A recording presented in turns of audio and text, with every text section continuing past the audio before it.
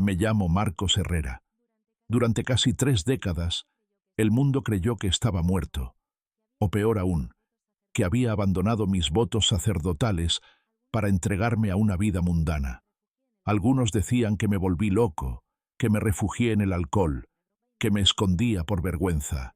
Pero la verdad, esa que he guardado con el alma rota durante tanto tiempo, es más oscura y dolorosa que cualquier rumor que haya circulado sobre mí. Hoy tengo 70 años, y ya no me queda miedo suficiente para callar. Lo que sí me sobra es culpa. Culpa por haberme silenciado cuando otros necesitaban mi voz. Culpa por no haber sido más valiente. Culpa por seguir respirando cuando otros no pudieron hacerlo. Estoy en mi humilde casa, a las afueras de Guadalajara.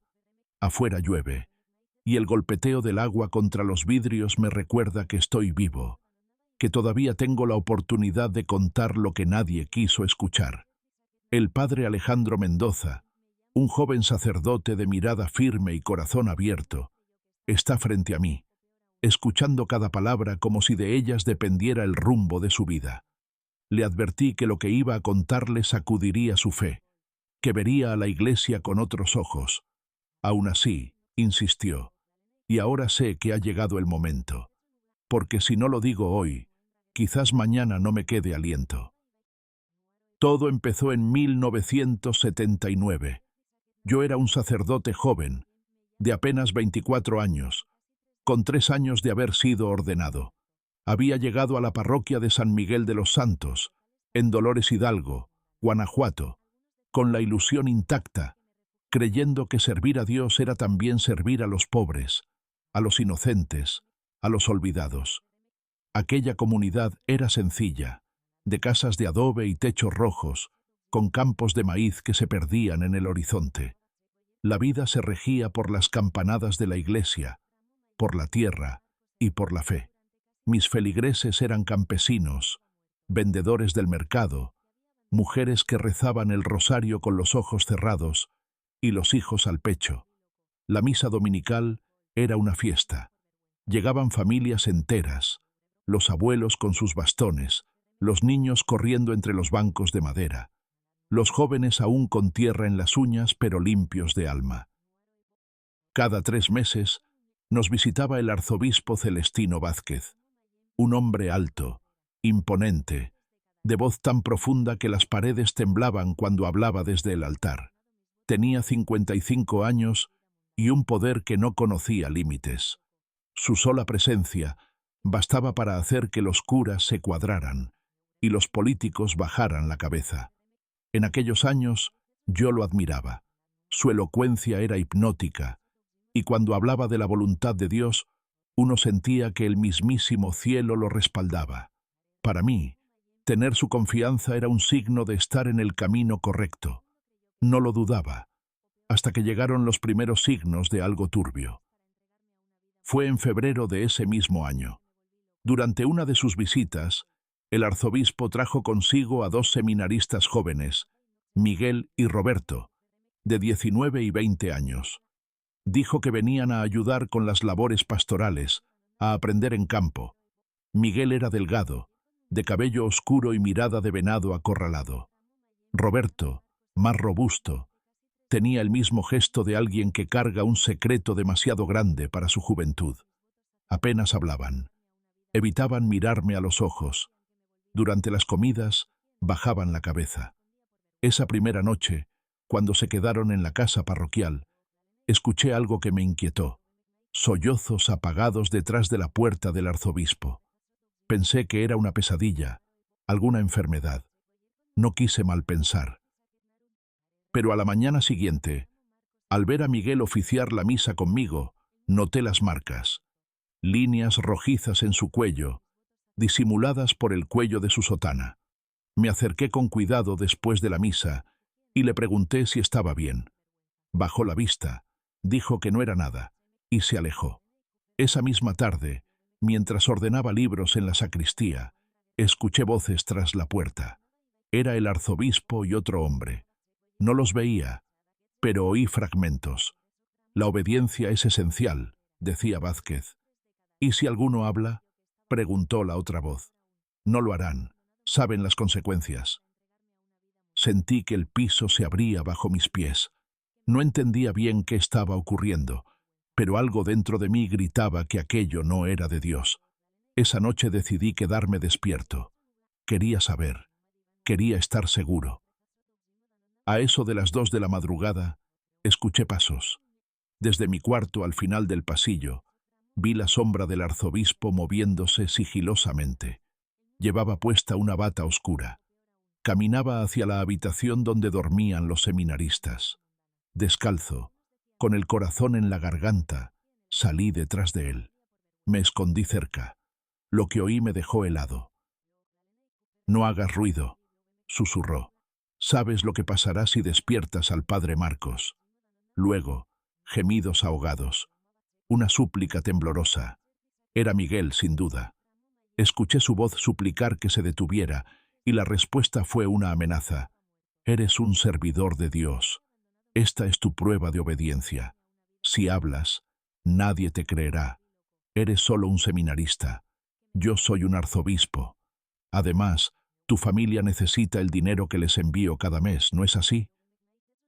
Me quedé inmóvil, con los puños apretados y lágrimas cayendo por mi rostro. Esa noche duró siglos, y lo peor no fue lo que escuché, sino lo que entendí después. No era la primera vez, no era un caso aislado, era un sistema, un infierno disfrazado de santidad. Desde ese momento supe que mi vida jamás volvería a ser la misma, y peor aún, supe que tenía que hacer algo, aunque hacerlo me costara todo. Durante los días siguientes, viví con una ansiedad que apenas me permitía respirar. Las imágenes de esa madrugada, los sonidos que jamás deberían existir en una casa consagrada, se repetían una y otra vez en mi cabeza como una letanía maldita. Me dolía el alma, me pesaba el silencio. Intentaba hacer mi trabajo como siempre, celebrar misa, visitar enfermos, atender confesiones, pero ya nada tenía sabor. Cada palabra que salía de mi boca durante la homilía me parecía hueca, fingida, vacía de sentido. ¿Cómo hablar del amor de Dios cuando había visto con mis propios ojos cómo un príncipe de la Iglesia convertía ese mismo amor en instrumento de terror? Me acerqué a Miguel con cautela, buscándolo en el pequeño jardín detrás de la iglesia, donde a veces se sentaba a rezar el rosario entre los arbustos de bugambilia. Lo vi de lejos, encorvado sobre el banco de piedra, con la mirada perdida y las manos entrelazadas. Caminé hacia él como quien se acerca a un ave herida, sin hacer ruido, con el corazón en la mano. Me senté a su lado, sin decir nada durante varios minutos.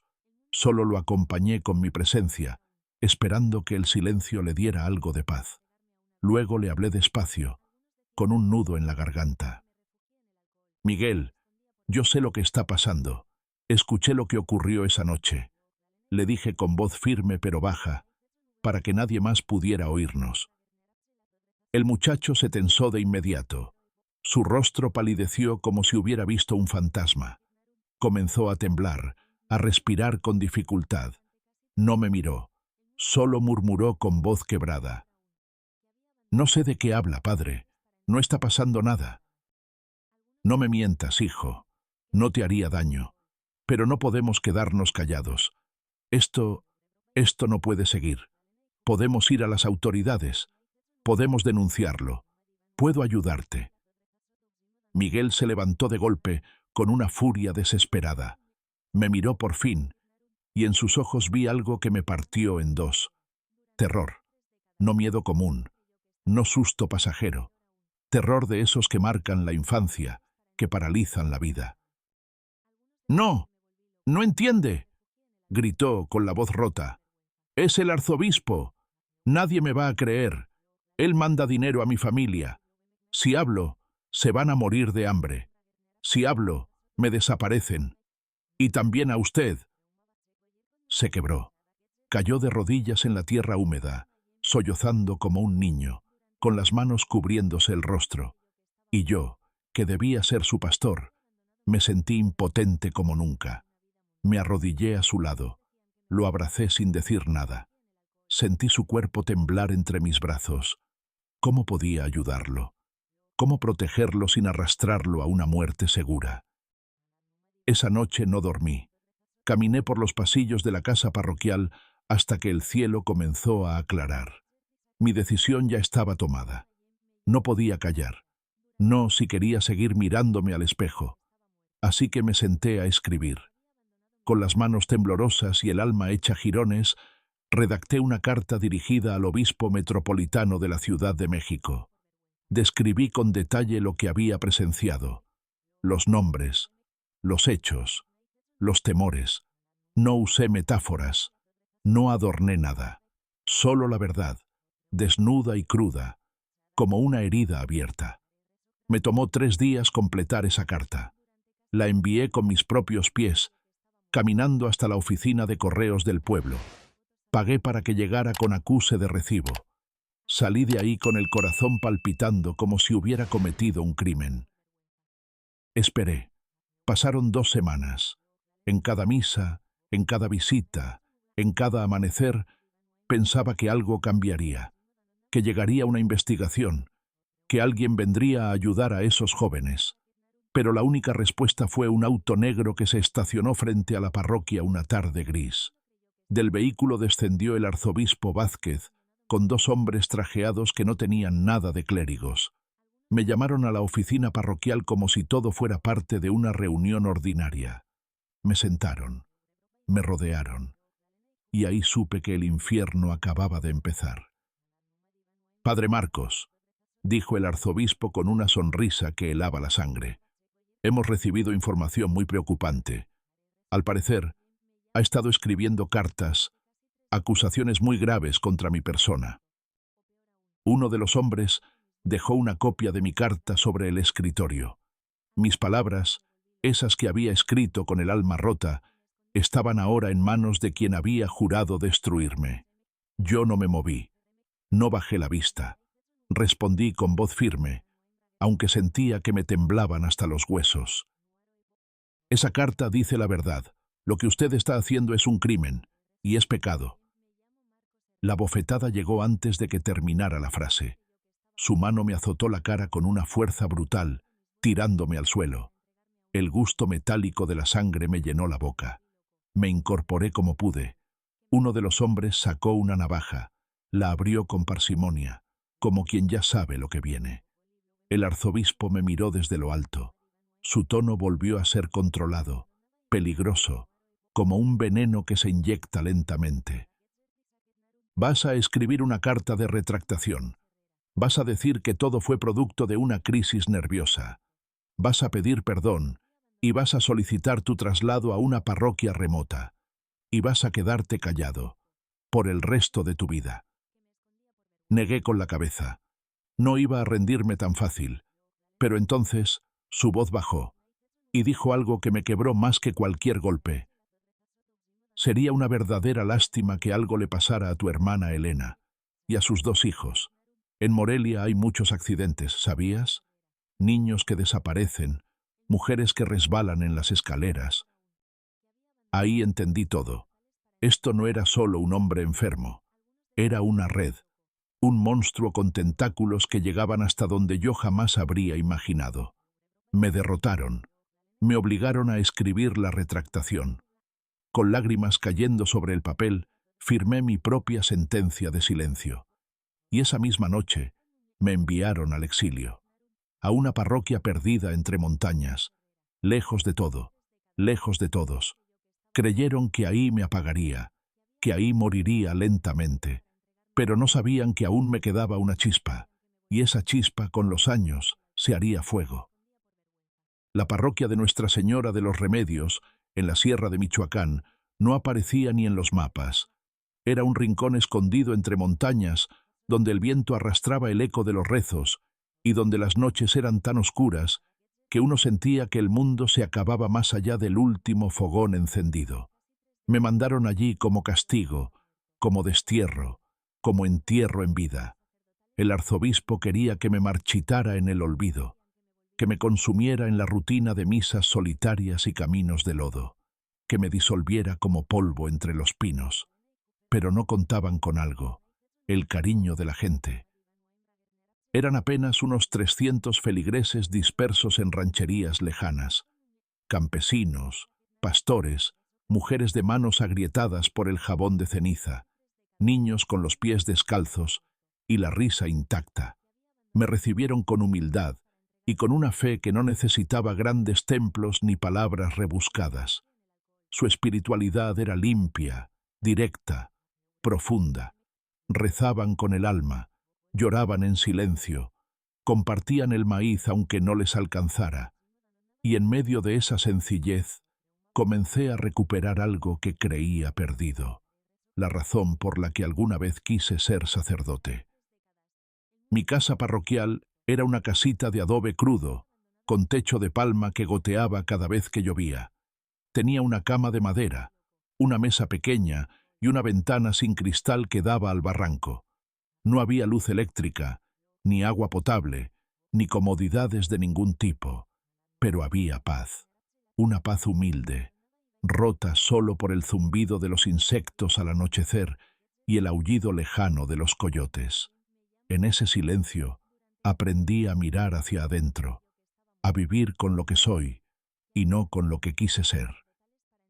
Durante los primeros meses me dediqué completamente a la comunidad. Caminaba horas para visitar a los enfermos, bendecía cosechas en sembradíos remotos, cazaba a los jóvenes bajo los mismos cielos estrellados que alguna vez me vieron perder la fe. No hablaba del pasado, no mencionaba lo ocurrido, pero cada noche, cuando me acostaba sobre el catre con el cuerpo rendido, las imágenes volvían. Miguel, Roberto, el arzobispo, el jardín donde el muchacho lloraba como un niño, las amenazas, la carta, la bofetada, la sangre en mi boca, y me preguntaba si todo el bien que podía hacer en ese pueblo perdido bastaba para redimirme del silencio que había aceptado.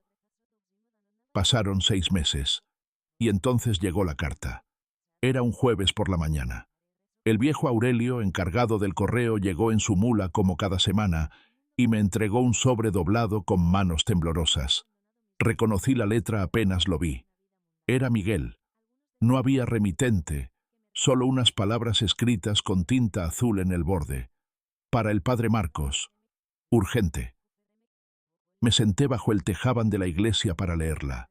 Recuerdo que el cielo estaba nublado y que el viento olía a tierra mojada. Mis manos sudaban, mis ojos no querían creer, pero leí, y cada palabra fue una estocada directa al corazón.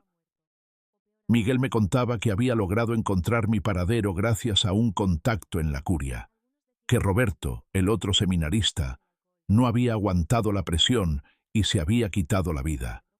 Lo encontraron colgado en el seminario de Guadalajara. La versión oficial fue una crisis espiritual. Pero Miguel sabía la verdad.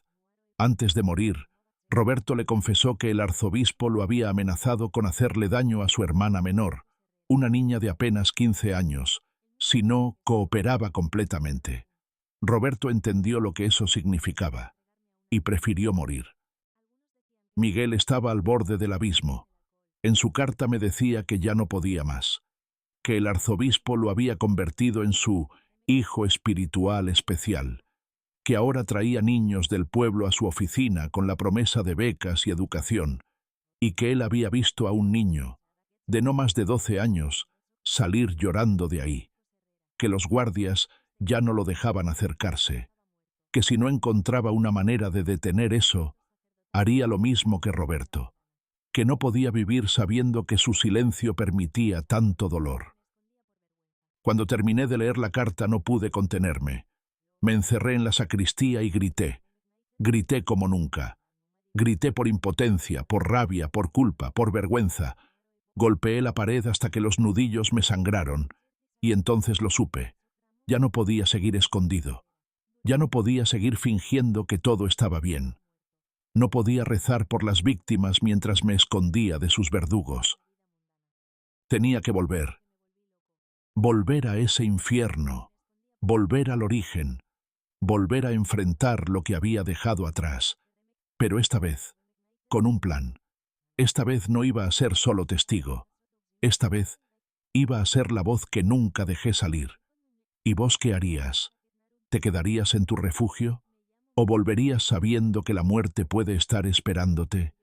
Yo elegí lo segundo, porque ya no podía vivir sabiendo que mi silencio seguía costando vidas.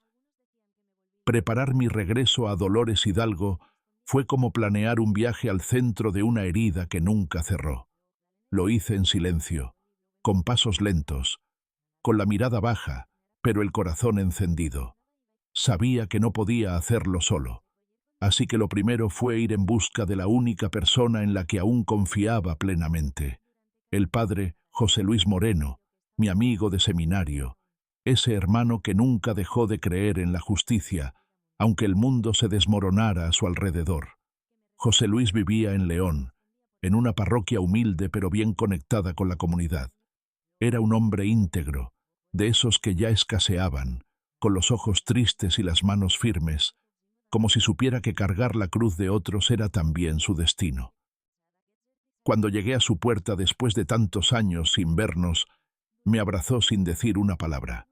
Supo que algo grave traía entre pecho y espalda. Esa noche cenamos pan con queso y un poco de frijoles refritos. Mientras la luz de una vela oscilaba en la mesa, le conté todo. Desde la carta que había escrito años atrás, pasando por el exilio en la sierra, hasta la última carta de Miguel y la muerte de Roberto. No omití nada, ni las amenazas, ni el miedo, ni mi propia cobardía. Lo dije todo, como quien se confiesa antes de morir. José Luis me escuchó en silencio. Al terminar, respiró hondo y dijo: «Lo que me cuentas es monstruoso, Marcos, pero también es creíble. Yo he escuchado rumores, ecos de lo que vos ahora me confirmás. Lo de Vázquez no es nuevo, pero nadie ha tenido pruebas. Vos tenés la historia, la memoria y ahora esa carta. Y quizás, con suerte, más evidencia». Le pedí ayuda. Necesitaba volver a Dolores sin que supieran que regresaba. Necesitaba encontrar documentos, testigos, cualquier cosa que pudiera usar para llevar el caso más allá del susurro. José Luis no lo dudó. Me consiguió ropa común, una cámara pequeña, una red de contactos discretos entre sacerdotes que habían sido marginados por hablar demasiado. En el transcurso de unos días, recogimos fragmentos de una verdad más grande de lo que imaginábamos. Jóvenes seminaristas huérfanos trasladados a parroquias remotas bajo la tutela directa del arzobispo. Familias pobres seducidas con promesas de becas para sus hijos. Niños con supuestas vocaciones tempranas, viviendo en la residencia privada de Vázquez. Regresé a Dolores a mediados de octubre. Entré al pueblo al anochecer, usando caminos rurales que conocía desde mi infancia. Me alojé en casa de doña María Concepción, una mujer mayor que había sido cocinera en la parroquia durante más de 30 años. Al verme, se le llenaron los ojos de lágrimas. «Padre Marcos, yo sabía que usted no estaba muerto. Siempre lo supe. Ese hombre, ese demonio, ha hecho cosas horribles desde que usted se fue». Esa noche me contó lo que había visto en los últimos años. Niños que entraban a la casa parroquial de madrugada, madres que vendían su silencio a cambio de ayuda para comprar medicinas. Me habló de un niño en particular, Pedrito Ramírez, 11 años, hijo de una mujer enferma, a la que el arzobispo le prometió pagar el tratamiento si el niño asistía a unos retiros especiales. Desde entonces, el niño no hablaba, no comía, se despertaba gritando. Mi pecho se cerró como si alguien me apretara el alma con las dos manos. Sabía que esa misma noche tenía que hacer algo. No podía esperar. Me preparé para entrar a la parroquia en la madrugada. Recordaba cada rincón de ese lugar. Sabía que la ventana de la cocina seguía sin seguro. Me vestí de negro, caminé entre sombras y esperé a que los dos hombres que vigilaban se alejaran a fumar, como lo hacían cada noche. Entré con sigilo. Las tablas del piso crujían bajo mis pasos. El olor era el mismo. Incienso viejo, humedad, papel mohoso. Llegué hasta la oficina del arzobispo. La puerta estaba cerrada con llave, pero recordaba que una de las ventanas no cerraba del todo. La abrí con esfuerzo, sudando, y me deslicé adentro. Allí, bajo la luz de una linterna pequeña, comencé a revisar los cajones. Encontré una libreta. No era cualquier libreta. Tenía nombres, edades, comentarios, clasificaciones. Dócil, resistente, padre alcohólico, madre enferma, huérfano sin protección. Y luego las fotos. No puedo, ni quiero, describirlas, pero eran pruebas, pruebas de una verdad que me había perseguido durante 20 años. Fotografié todo con la cámara que me había dado José Luis. Guardé la libreta en mi sotana. Me disponía a salir cuando escuché pasos. Apagué la linterna. Corrí hacia la ventana. Estaba a medio camino de salir cuando la puerta se abrió. «¡Alto ahí!», gritó una voz que reconocí de inmediato. Era uno de los guardias. Salté. Caí sobre las piedras del jardín. Sentí el golpe en las costillas, pero me puse de pie. Corrí. Corrí con todo lo que tenía. Detrás de mí venían gritos, linternas, amenazas. Me escondí entre callejones, entre sombras, pero ya sabían que estaba allí. El pueblo entero despertaría en cuestión de minutos. No podía ir a casa de doña María. No podía ir con José Luis. Pensé rápido. Y entonces lo recordé. El cementerio antiguo. El mausoleo abandonado donde de niño me escondía para rezar, para llorar, para soñar. Ahí me dirigí. Ahí pasé el día siguiente, oculto entre nichos rotos y telarañas, escuchando el eco de las patrullas buscando al padrecito traidor. Pensé que esa sería mi tumba, pero el destino aún no había terminado conmigo. Esa noche decidí que haría lo imposible por entregar esas pruebas a alguien que pudiera usarlas, porque si yo caía, al menos dejaría una chispa encendida, una verdad lista para arder. Esperé a que el pueblo durmiera de nuevo, a que las linternas dejaran de barrer las calles, a que el eco de los pasos se apagara en la distancia. Cuando sentí que el silencio volvía a reinar en Dolores, salí del mausoleo como un fantasma. No sabía si era madrugada o solo un rato después del anochecer. No sentía las piernas, ni el estómago, ni el miedo. Me guiaba un solo pensamiento.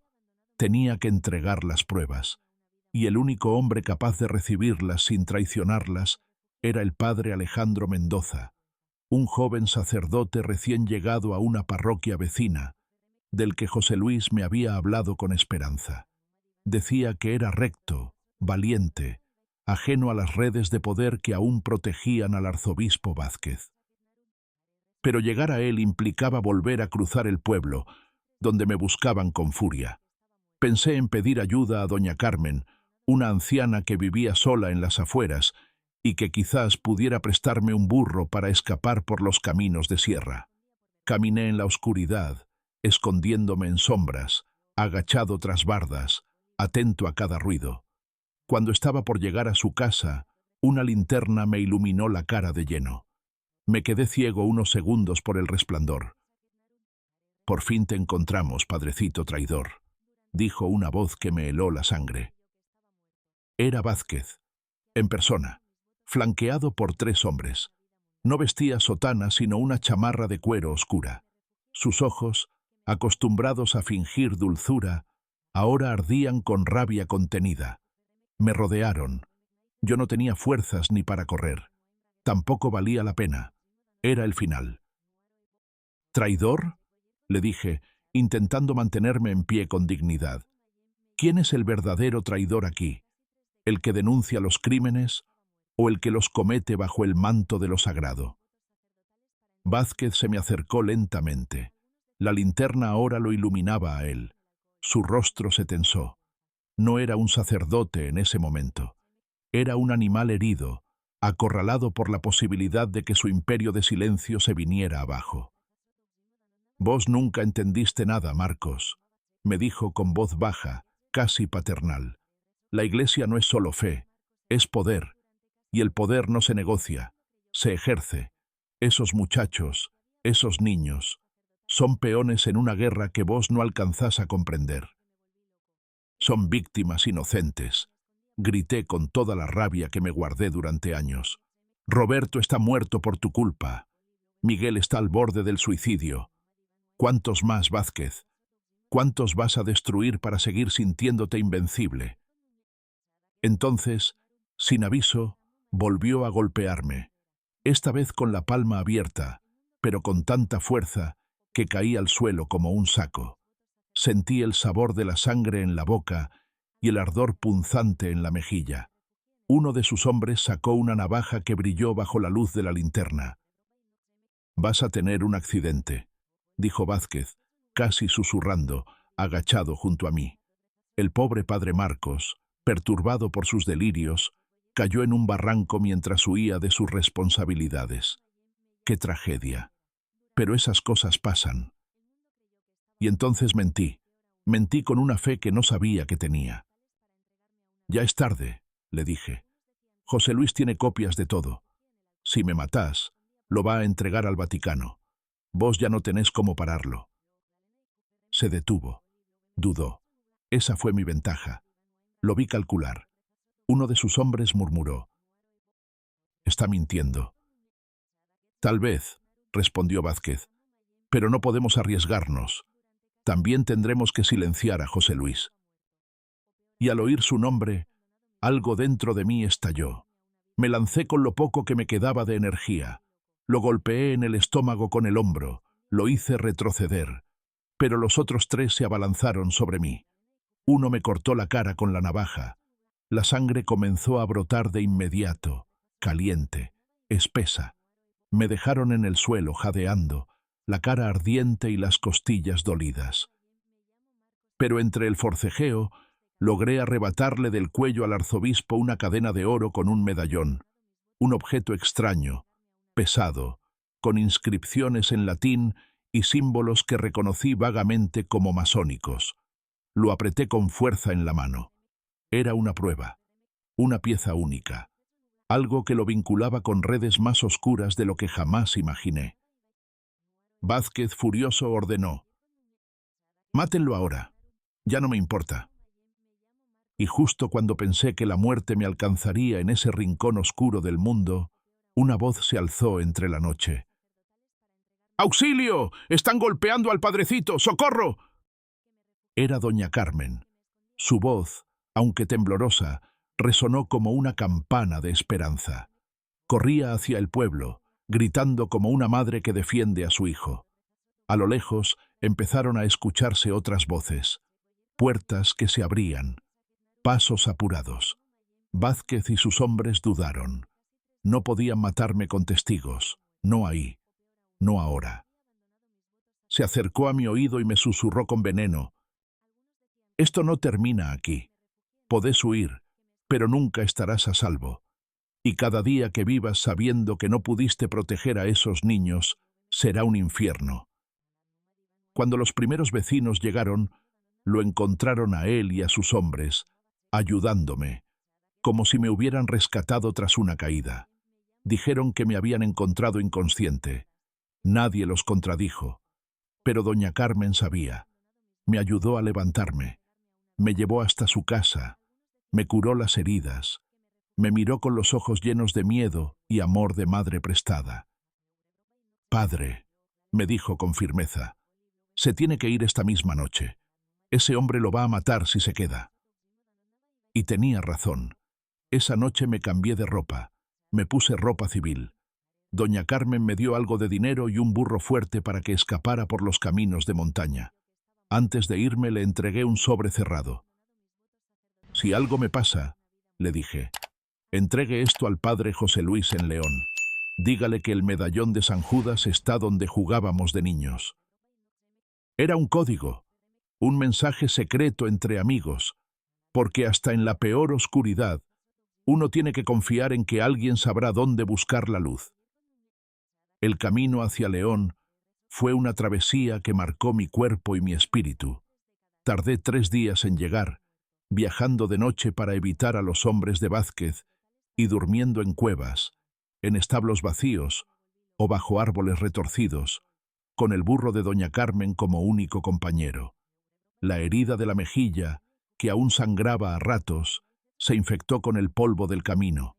La fiebre me visitaba al caer la noche, y más de una vez recé no para sobrevivir, sino para tener fuerzas suficientes para llegar.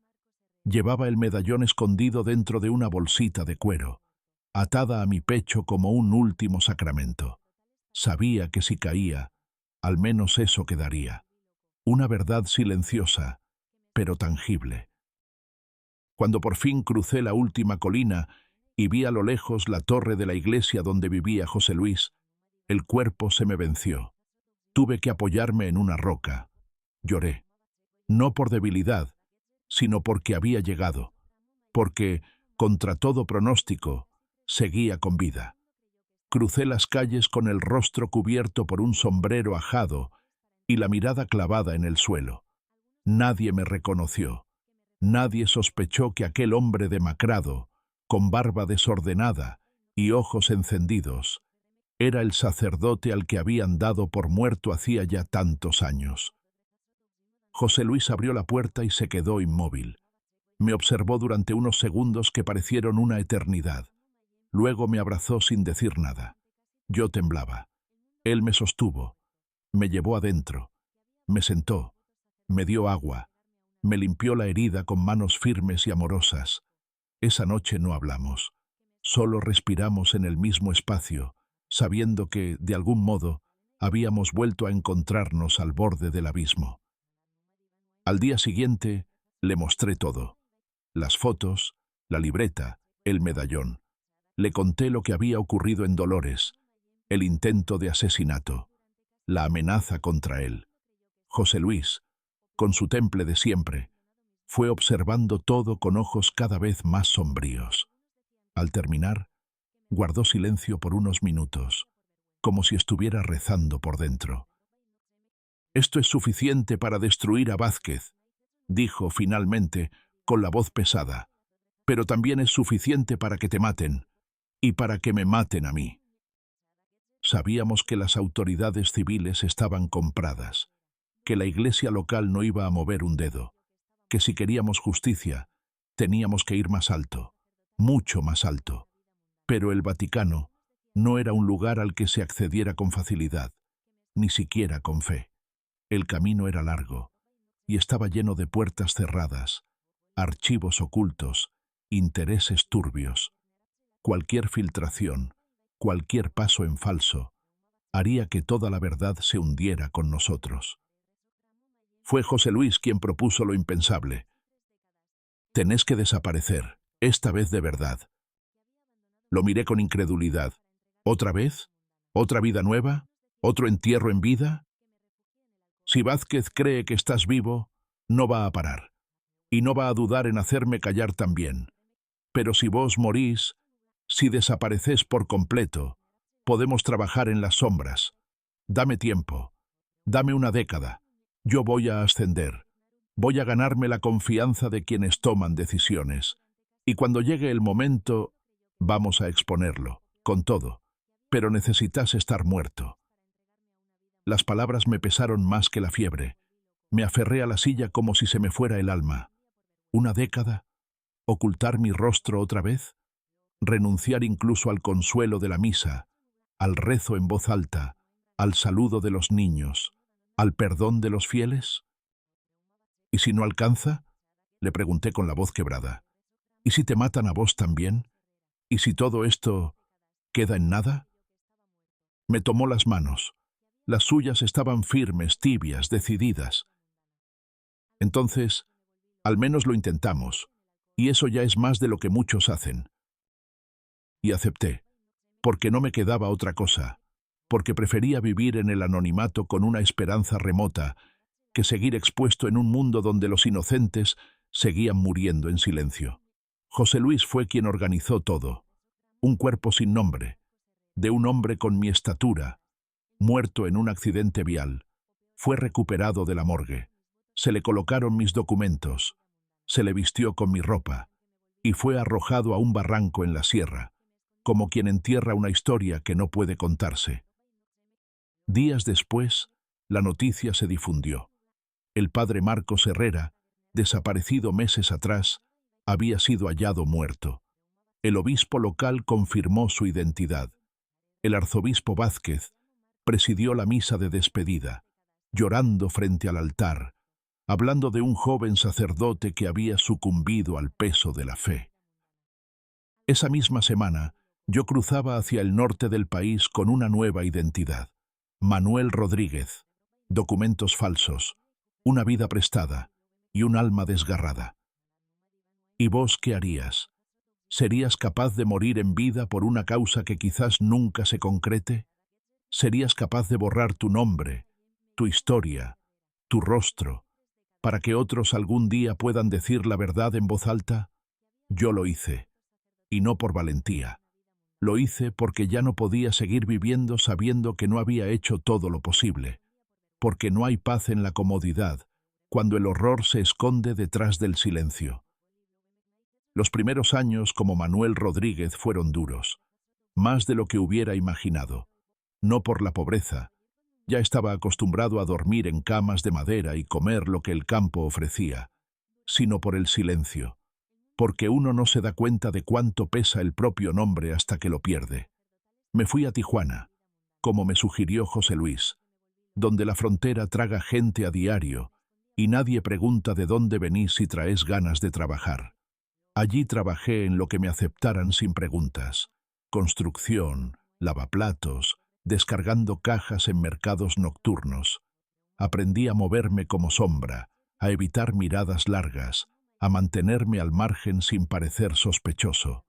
Pero lo más difícil fue desaprender lo que era, dejar de hablar como sacerdote, dejar de rezar en voz alta, dejar de consolar a otros cuando yo era el que más necesitaba consuelo. Y sin embargo, algo empezó a cambiar con el tiempo. En los barrios más pobres de la ciudad, en esos rincones donde el Estado y la Iglesia no se asoman ni por error, encontré otra forma de servir. No como cura, no con sotana ni incienso, sino como ser humano. Empecé a enseñar a leer a niños migrantes, a traducir papeles para madres centroamericanas, a visitar a los viejos que nadie visitaba, a escuchar a alcohólicos arrepentidos que dormían en cartones. Me pedían bendiciones sin saber que alguna vez las di desde el altar, y aunque no podía nombrarme, yo sabía quién era. Cada año, el día en que fingí morir, recibía una carta. Venía de José Luis, siempre escrita a mano, siempre con letras que reflejaban su cansancio y su fe intacta. Me contaba lo que ocurría en la iglesia, los movimientos de Vázquez, los rumores. Nunca firmaba con su nombre. Siempre ponía al final, un hermano en Cristo. Pero yo sabía, porque solo él podía escribirme con tanta ternura sin decir una sola palabra de más. En 1983 recibí la peor de esas cartas, no por su contenido, sino por lo que confirmaba. Miguel había muerto. Lo encontraron en su celda del seminario. Dijeron que fue un infarto. José Luis, en cambio, supo que fue veneno. Miguel había intentado contactar a periodistas para contar su historia. Había escrito una declaración que nunca se encontró, y días después estaba muerto. Esa noticia casi me destruye. Sentí que todo había sido en vano, que desaparecer no había salvado a nadie, que los monstruos seguían comiendo inocentes mientras nosotros, los que sabíamos, callábamos bajo capas de miedo y estrategia. Me encerré durante días. No comía, no hablaba, no rezaba. Me senté frente al espejo una madrugada y no reconocí al hombre que me miraba, viejo antes de tiempo, con la cicatriz en la mejilla recordándome todo lo que perdí. Pero no me rendí, porque aunque no lo pareciera, aún quedaba esperanza. José Luis seguía ahí, y sus cartas, aunque breves, traían fuego en cada palabra. Me pedía paciencia. Me prometía que estaba trabajando desde adentro, que cada misa celebrada, cada cargo ganado, era un paso hacia la justicia. Y yo le creía, porque era lo único que me mantenía en pie. Los años siguieron pasando. Me convertí en voluntario en una clínica para migrantes. Luego, en profesor de español para adultos mayores que no sabían leer ni escribir. Nunca dije quién era. Nunca volví a usar mi nombre. Pero cada vez que alguien me agradecía con lágrimas en los ojos, cada vez que un niño me decía, «Gracias, profe», yo sentía que un pedazo de lo que fui volvía a respirar. En 1995 llegó la noticia que más me enfermó.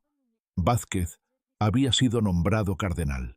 Sí, ese mismo hombre que destruyó vidas, que manipuló, que mató con manos ajenas, ahora era su eminencia. El Vaticano lo había premiado. Las fotografías en los diarios lo mostraban sonriendo, con la sotana roja, besando manos, hablando de misericordia. Me dieron náuseas, literalmente. Vomité esa noche como si mi cuerpo rechazara lo que mi espíritu ya no podía cargar. José Luis, en su carta de ese año, escribió una frase que nunca olvidaré. La paciencia ya no es una virtud, Marcos. Es complicidad, pero aún no es tiempo.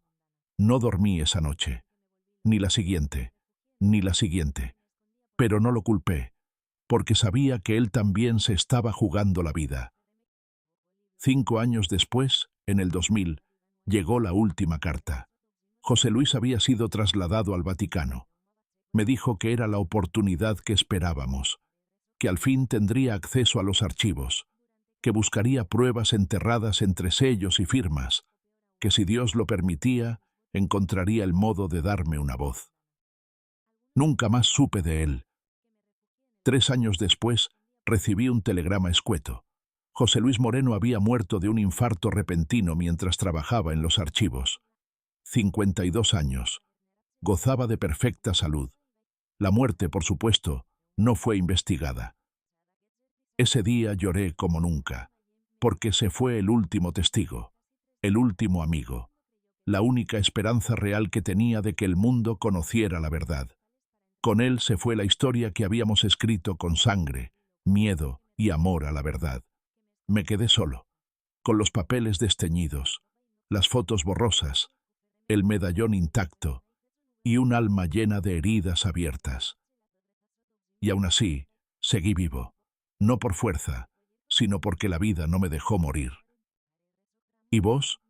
¿Cuántas veces te sentiste así, sabiendo lo que debías hacer, pero sin fuerzas para hacerlo? Porque no hay cárcel más dura que la del silencio, y yo la conocía de memoria. Después de la muerte de José Luis, me sentí como un faro apagado en mitad del océano. Me quedé solo con mi promesa incumplida, los recuerdos que ardían, y una maleta con documentos que con el tiempo comenzaron a desdibujarse, igual que los rostros que alguna vez juré proteger.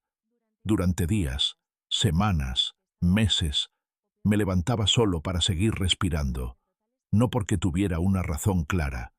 El medallón del arzobispo lo llevaba en una bolsita de cuero amarrada al tobillo, como si su peso me recordara cada paso que aún me faltaba por dar.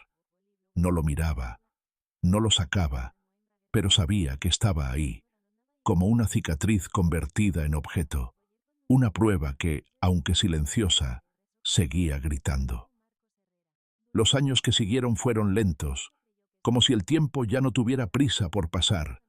Cambié de ciudad varias veces. Viví en Torreón, en Zacatecas, en un barrio olvidado de Aguascalientes, siempre con otro nombre, siempre en casas prestadas o alquiladas con efectivo. Nadie conocía mi historia. Nadie preguntaba por mi pasado. Era solo don Manuel, el que sabía leer, el que ayudaba a los viejitos con los papeles del seguro, el que les enseñaba a los nietos a rezar en voz bajita antes de dormir. Nunca hablé del arzobispo. Nunca mencioné a Miguel, ni a Roberto, ni a los otros niños cuyas historias se habían borrado de los registros, pero no de mi memoria. Y entonces, en el año 2007, murió Vázquez. Murió de cáncer de próstata a los 83 años, rodeado de honores. Fue velado en catedral, con misas televisadas discursos con palabras huecas sobre su devoción a la infancia y su servicio incansable a la Iglesia mexicana. Recuerdo haber visto las imágenes en un televisor blanco y negro, en una fonda de barrio, mientras me tomaba un café con pan duro. Todos en la mesa comentaban con pesar su muerte. Una señora dijo que era un santo, otro que deberían canonizarlo. Yo no dije nada. Solo apreté los dientes y sentí cómo me ardían los ojos, porque ahí estaba el monstruo, yéndose al cielo entre aplausos. Y yo, vivo, roto, invisible. Durante varios días después de su entierro, no dormí. Me invadió un sentimiento extraño. No era alivio, tampoco alegría. Era una mezcla de rabia y vacío. Como si al morir, Vázquez me hubiera robado incluso la posibilidad de enfrentarlo. Como si el mundo hubiera cerrado el capítulo, ignorando que todavía había víctimas vivas, testigos ocultos, pruebas enterradas. Publicaron su autobiografía meses después. Fue un éxito de ventas entre grupos católicos. En ella hablaba de su amor por los jóvenes, de su compromiso con los pobres, de su fe inquebrantable. No pude terminarla. Cada página me revolvía el estómago. Era como ver una foto falsa del infierno pintada con acuarelas celestiales. Pero su muerte, sin que yo lo supiera entonces, también me había dado algo: libertad. Por primera vez en casi 30 años, no tenía que temer que me encontrara. Podía empezar a pensar en hablar. No lo hice de inmediato. Me llevó años más reunir el valor. ¿Cómo contarlo? ¿A quién? ¿Quién iba a creerle a un viejo que durante décadas usó un nombre falso y cargaba con papeles arrugados como únicas pruebas? Sin José Luis, sin curas honestos en mi entorno, me parecía una batalla imposible. Fue en el año 2019 cuando todo cambió. Un joven sacerdote, el padre Alejandro Mendoza, recién llegado a Guadalajara desde Roma, comenzó a hacer preguntas. Tenía fama de estudioso, pero también de valiente. Había trabajado en comisiones de investigación de abusos en Europa. Su llegada no pasó desapercibida. Lo vi por primera vez en el mercado. Alto, delgado, de mirada serena pero incisiva. Preguntaba por casos antiguos, buscaba inconsistencias en los archivos. Y una tarde, mientras compraba fruta, lo escuché preguntar por el padre Marcos Herrera. Se me detuvo el corazón. Describía mi rostro con precisión. Decía que el reporte oficial de mi muerte tenía huecos, que algo no cuadraba. Lo seguí en silencio durante días. Quería saber si era uno de ellos, un lobo disfrazado de oveja, o si realmente estaba buscando la verdad. Y poco a poco lo confirmé. Era genuino, honesto, persistente, y más importante aún, no estaba contaminado. No pertenecía a los viejos círculos. Venía de otro mundo, uno donde todavía era posible creer. Una tarde me acerqué. Fui yo quien lo abordó. Me temblaban las piernas. ¿Por qué busca al padre Marcos Herrera?, le pregunté sin revelar nada. Me miró con cautela pero sin miedo. Estoy investigando desapariciones sospechosas dentro del clero, me dijo. El caso del padre Herrera tiene muchas lagunas, y creo que puede revelar algo más grande. Su respuesta me dejó sin aliento. Me fui sin decirle quién era, pero esa noche supe que el momento había llegado, que había una grieta en la estructura, una fisura por donde la verdad podía asomarse. Me costó semanas prepararme, días enteros practicando frente al espejo cómo iba a empezar la confesión, cómo iba a probar que yo era yo. Finalmente, una mañana de septiembre, toqué a su puerta y le dije: «Padre Mendoza, yo soy Marcos Herrera, y estoy listo para contarle todo». ¿Y sabes qué hizo? No se rió, no dudó, no me interrumpió. Se sentó, me ofreció un café y me escuchó. Y por primera vez en 4 décadas sentí que la verdad, esa que me había envenenado los días y las noches, por fin tenía un oído dispuesto a cargarla conmigo. El padre Alejandro Mendoza escuchó mi historia como si cada palabra tuviera el peso de una piedra sobre su alma. No me interrumpió, no dudó. Tomaba notas con pulso firme y la frente ligeramente fruncida, como si estuviera luchando por contener su indignación. Le hablé sin guardarme nada. Desde la primera noche en Dolores Hidalgo, hasta el último suspiro de José Luis. Le mostré el medallón que aún llevaba escondido como una reliquia maldita. Le enseñé los papeles deteriorados, las fotos que con los años habían perdido nitidez, pero no el horror. Y sobre todo, le conté lo que sentí cada vez que elegí callar, porque eso también es parte del testimonio. No solo lo que uno vio, sino lo que uno permitió con su silencio. Alejandro, al final, respiró hondo y me dijo con voz baja pero decidida: «Si lo que usted dice es cierto, don Marcos, usted es la clave para abrir uno de los casos de encubrimiento más grandes en la historia de la Iglesia mexicana». Yo no sabía si eso era un consuelo o una nueva condena. Había cargado con ese peso durante 40 años. Y ahora, al hablar, sentía que no se aligeraba, sino que se repartía. Él no se limitó a oírme, se comprometió. Durante los meses que siguieron, investigó con una tenacidad que me recordó a José Luis en sus mejores años. Accedió a archivos del Vaticano que nunca habían sido revisados a fondo.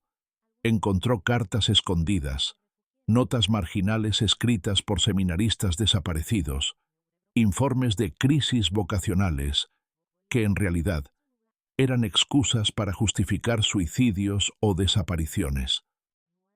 Descubrió también algo que me estremeció. Antes de morir, José Luis había logrado dejar copias de algunos documentos comprometedores en los archivos secretos del Vaticano. Los selló con un código que solo alguien de dentro podría interpretar. Alejandro lo descifró. Entre esos documentos estaban cartas de seminaristas que habían intentado denunciar a Vázquez y fueron trasladados por su propio bien a comunidades aisladas donde, con el tiempo, simplemente dejaron de existir en los registros. Más impactante aún fue cuando Alejandro localizó a algunos sobrevivientes. Hombres ya entrados en sus 50 o 60, muchos de ellos con vidas rotas, otros con cicatrices que apenas comenzaban a cerrar. Al principio, desconfiaban, temían, se habían acostumbrado a callar para sobrevivir. Pero al saber que había un sacerdote joven dispuesto a alzar la voz y que alguien como yo, un testigo de dentro, estaba dispuesto a confirmar cada palabra, algunos comenzaron a hablar. Escuché sus testimonios con el corazón hecho trizas, historias que se parecían a la de Miguel, a la de Roberto, pero también eran únicas en su dolor. Uno hablaba de un retiro espiritual, donde lo encerraron durante días en una habitación sin ventanas. Otro recordaba cómo su madre recibió una máquina de coser nueva el mismo día que él regresó con las manos temblando del seminario. Todos tenían en común una cosa: nunca antes alguien les había dicho «te creo». Alejandro me insistía en hacer pública mi historia. Decía que con sus contactos en Roma podía asegurar que el caso fuera escuchado por las autoridades correctas, incluso por la Comisión Pontificia para la Protección de Menores. Pero yo seguía dudando. No por cobardía, sino porque sabía lo que implicaba. Salir a la luz significaba admitir que había vivido bajo una identidad falsa durante décadas, que había cometido un delito, que no era un mártir intocable, sino un hombre que también erró por miedo. Además, tenía 70 años.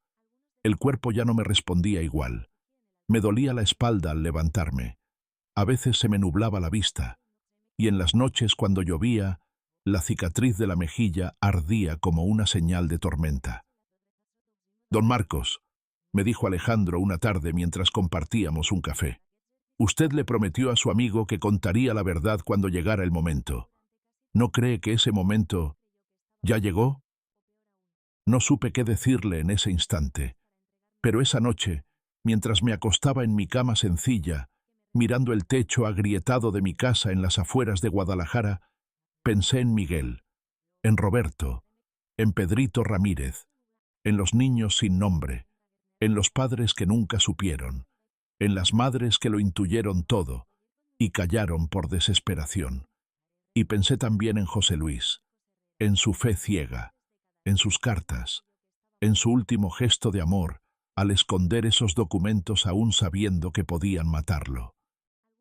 Me levanté en plena madrugada, prendí una vela, abrí la libreta donde había escrito los nombres que aún recordaba y comencé a redactar mi declaración, una por una, palabra por palabra, como si cada letra fuera un acto de justicia.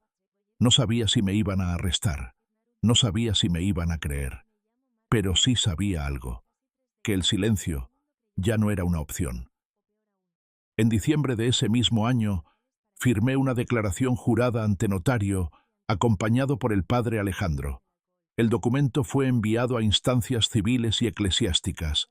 Por primera vez en 40 años, la verdad salió de mis labios y quedó registrada en papel. Y aunque el mundo no cambió de la noche a la mañana, algo dentro de mí sí lo hizo. Por fin sentí que ya no estaba solo. Por fin comprendí que sobrevivir, aunque parezca una derrota, puede ser también un acto de resistencia. ¿Y vos? ¿Alguna vez tuviste que vivir con una verdad que te quemaba por dentro? Yo aprendí que el silencio puede ser un refugio, pero nunca será una redención, y que cuando alguien finalmente te escucha, ese instante, aunque breve, vale más que toda una vida escondida. Hoy, mientras termino de contarle esta historia al padre Alejandro, sentado frente a la ventana por donde entra la luz suave de la mañana, siento que algo dentro de mí se ha liberado. No sé qué pasará ahora. No sé si enfrentaré cargos por haber vivido con una identidad falsa durante casi 40 años. No sé si la Iglesia, en su parte más oscura, intentará desacreditarme una vez más. Tampoco sé si alguien allá afuera tendrá el valor de retomar esta lucha y llevarla hasta donde yo ya no pueda. Pero sí sé una cosa: la culpa ha dejado de pesar más que el miedo. Después de tantos años escondido, exiliado dentro de mí mismo, al fin puedo respirar sin bajar la mirada. Me acostumbré a la soledad, pero no me rendí. No lo hice por venganza. Lo hice por Miguel, por Roberto, por Pedrito, por tantos otros que no tuvieron la oportunidad de sobrevivir. Y lo hice por José Luis, que entregó su vida buscando el momento justo. Esta vez, el momento llegó. Tal vez tarde, tal vez con las fuerzas ya mermadas, pero llegó. Muchos me preguntan si todavía creo en Dios después de todo lo que viví. Y la respuesta, aunque parezca contradictoria, es sí, porque aprendí que la fe verdadera no habita en las sotanas bordadas ni en las catedrales imponentes. Habita en la madre que calla para no perder a su hijo, en el joven que resiste el abuso y aún así encuentra la manera de seguir, en el sacerdote que, desde su humildad, decide arriesgarlo todo por la verdad. Dios, para mí, no estuvo en los discursos del arzobispo ni en los altares bañados en oro. Estuvo en cada acto de valentía callada, en cada mano tendida en la oscuridad, en cada lágrima que no se dejó secar por vergüenza. Y si estás escuchando esto hasta el final, te lo digo con el corazón en la mano: nunca es tarde para hablar. Nunca es tarde para contar tu verdad. Aunque el mundo esté en silencio, aunque nadie parezca oírte, alguien, en algún rincón, en algún momento, va a escucharte. Como el padre Alejandro me escuchó a mí. Gracias por quedarte conmigo hasta el final de esta historia. Gracias por prestarme tu oído y tu tiempo. Tal vez no nos conozcamos, tal vez estemos separados por distancia o idioma, pero si esta historia te tocó el alma, entonces ya estamos más cerca de lo que crees. Y ahora te quiero pedir algo simple, pero muy importante. Si llegaste hasta aquí, deja en los comentarios de qué país o ciudad sos. Me gustaría saber hasta dónde llegó esta verdad. Y si esta historia te conmovió, Si sentiste algo en el pecho al escucharla, te invito a darle me gusta al video y suscribirte al canal. Aquí seguimos contando historias que importan, historias reales, historias que merecen ser escuchadas. Gracias por acompañarme. El silencio por fin ha sido roto.